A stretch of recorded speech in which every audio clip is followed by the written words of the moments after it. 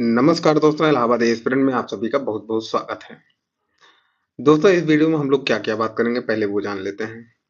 इस वीडियो में हम लोग कोर्ट केस अपडेट के बारे में बात करेंगे। दूसरा, जो कुछ लुटेरे आ गए हैं मार्केट में वो जो वीसी वगैरह कर रहे हैं, जो वीसी किए तो उनमें क्या इंपॉर्टेंट क्वेश्चन था जो लोग पूछ रहे थे और उनका क्या जवाब था। अनर्गल जवाब था, लेकिन आपको बताना बहुत जरूरी है, क्योंकि जो आप क्वेश्चन पूछते हैं कोर्ट केस का अपडेट का उनके यहाँ जाके, तो आप वहाँ गाली खाते हैं। तो कृपया वहाँ ना जाएं, और ऐसी जगह जाना भी बेकारी है, फिजूली है, जहाँ आपका तिरस्कार होता हो। ठीक है दोस्तों, तो इस वीडियो को पूरा लास्ट तक देखें, जिससे सब कुछ क्लियर हो जाए। देखिए दोस्तों, कोर्ट केस अपडेट की बात करें तो आपको पता ही है कि माननीय न्यायालय में अभी समर वेकेशन चल रहा है। तो इस समय कोई भी काम, मतलब कि ज्यादातर काम नहीं हो रहा है। तो इस वजह से कोर्ट केस का अपडेट कुछ आ नहीं रहा है, और जो भी होना होगा वो जुलाई में ही होना होगा। इससे पहले ये कुछ भी बताएं कि हम ये कर रहे हैं, वो कर रहे हैं, पैसा दीजिए, ये करिए, तो कुछ ना करिए। किसी को पैसा देने की कोई जरूरत नहीं। सतर्क रहें, जागरूक रहें।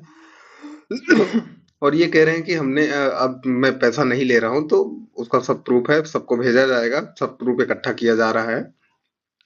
और दोस्तों देखिए, उस दिन जो कुछ बातें हुई थी उसके बारे में सोचा कि अब ना बताऊं, लेकिन फिर बताना जरूरी हो गया था, इसलिए कि कुछ बच्चे ऐसे हैं जिनको अभी गुमराह कर लिया जा रहा है, क्योंकि इनके द्वारा ही बताया गया था। जैसे जैसे आप वीडियो देखेंगे वैसे समझ जाएंगे। उसमें कुछ बच्चों ने पूछा था तो तुरंत उसके बाद बताया गया था कि मुझे पता है तुम डिप्लोमा वाले हो, तुम्हारे पास कितना दिमाग है। मतलब तुम जिससे पैसे खा रहे हो उसी को अनर्गल बातें यूज कर रहे हो, उसी के लिए।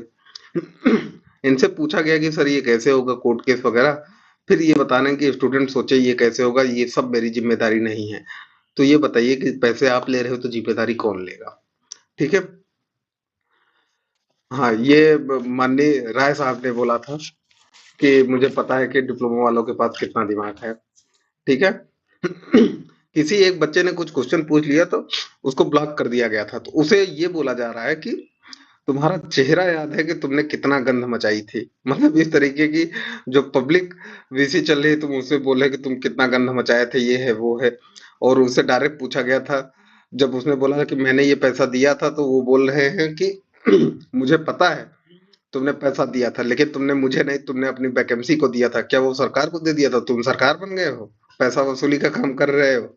वो वैकेंसी के लिए दिया था। वैसे वैकेंसी के लिए वो अपना फॉर्म ऑलरेडी भर चुका है। यूपी ट्रिपल एससी को पैसा दे दिया है। वो जो पैसा दिया है वो तुमको दिया है, तुम जवाबदेही अपने तय करो।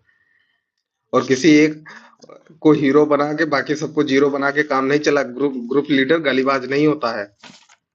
ग्रुप लीडर वो होता है जो सबको संभाल सके। किसी भी बात में इतना हाइपर होके तुरंत गाली देना, ब्लॉक करना, म्यूट कर देना, ये नहीं होता है। और मैं ये देख रहा हूँ कि जो लोग हमारे सपोर्ट में कमेंट किए थे वहां उनको बिल्कुल नहीं बोलने दिया जा रहा था, और जो भी जिनको बोलने भी दिया जा रहा था कुछ देर बोलते थे, उनको फिर म्यूट कर दिया जाता था।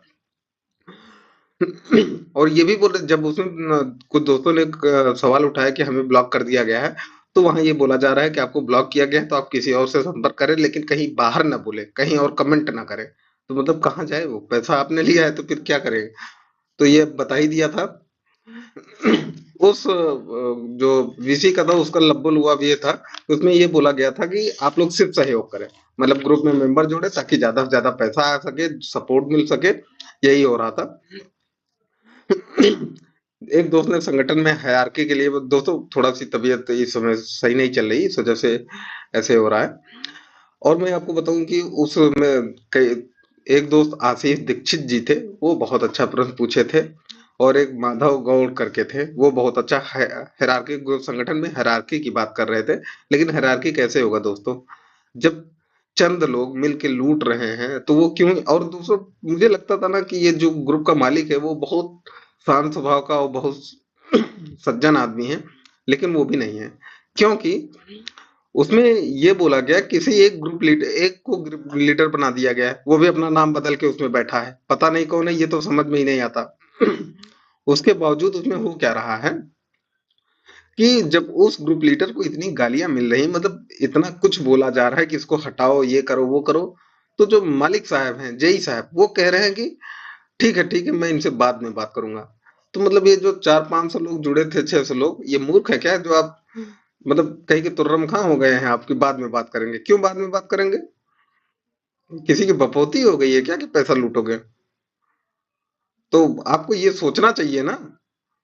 माफ कीजिएगा मैं ऐसी भाषा का उपयोग कर रहा हूँ, लेकिन आपको ये सोचना चाहिए कि बाद में क्या बात करेंगे।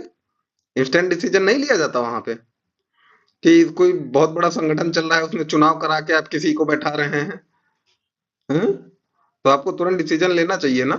आप गलत कर रहे हैं किसी एक को। और दूसरी बात, मुझे बस ये जानना है कि ये जो कोई दुबे है, कोई राय है, कोई पंडित मार्केट है, इसका पैसा आ रहा है, ये जा कहाँ रहा है, किसके अकाउंट में? कहीं ऐसा तो नहीं एक महीने पहला अपना क्यूआर लगा दिया, दूसरे महीना अपना क्यूआर, तीसरे महीना अपना क्यूआर, ये अकाउंट नंबर ऐसे जा रहा है? कौन सा हिसाब है? मैं तो पूरा ग्रुप देख डाला, उसमें कोई हिसाब नहीं दिखा मुझे। सिर्फ उनमें पैसे का स्क्रीनशॉट है जिसने दिया है। कभी किसी राय को दिया है, कभी किसी पंडित को दिया है, कभी किसी पंडित मार्केट को दिया है, कभी किसी दुबे को दिया है।